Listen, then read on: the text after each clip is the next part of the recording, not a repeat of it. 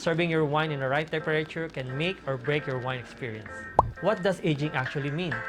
Here's the truth. Not all the wines are meant to be aged.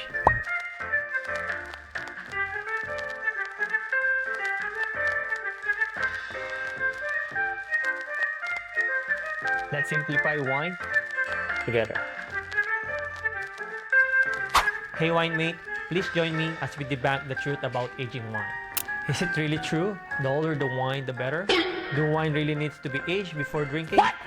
Here's the truth. Not all the wines are meant to be aged. In fact, about 90% wines sold in the market right now are meant to be enjoyed young and fresh. So, what does aging actually mean? It's simply the process of letting the wine rest in the barrel or in the bottle to help the flavor blend, soften, and develop over time. Some wines, especially reds with strong tannin like Cabernet Sauvignon or Syrah, can benefit from few years of aging and they become smoother, rounder, and more complex.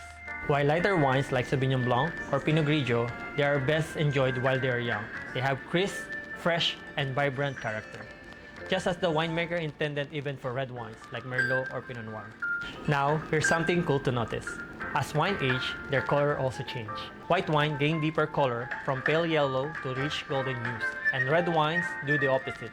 They slowly lose their deep red tone color, turning tawny or brown like as they age. So next time you pour a glass, just look at the color. It actually gives you the clue about the wine age. How do you know if the wine has been aged? Check the vintage or year on the label. That's the year that the grape were harvested. Some bottles say oak age or barrel age, meaning they spend time in the wood before bottling. But remember, age doesn't always mean better.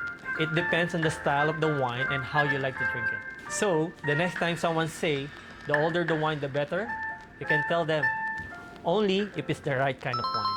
Here's another thing that you need to know about wine: right temperature.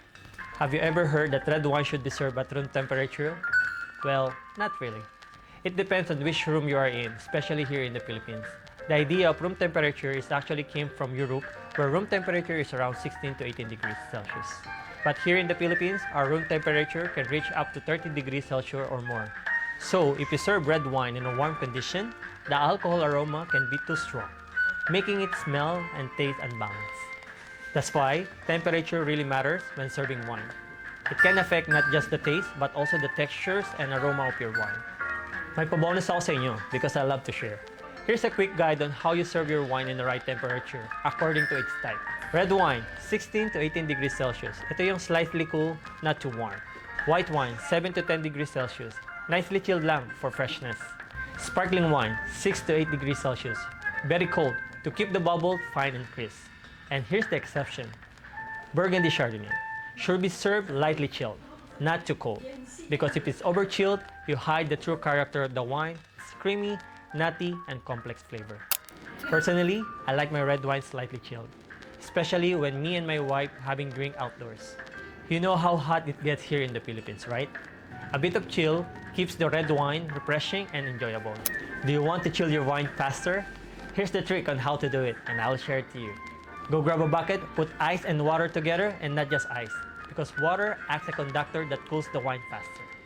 In about 10 to 15 minutes, your wine will be perfectly chilled. So next time you pour a glass, remember serving your wine in the right temperature can make or break your wine experience. Serve it right and you enjoy it better. Want to elevate your team wine service skill and knowledge?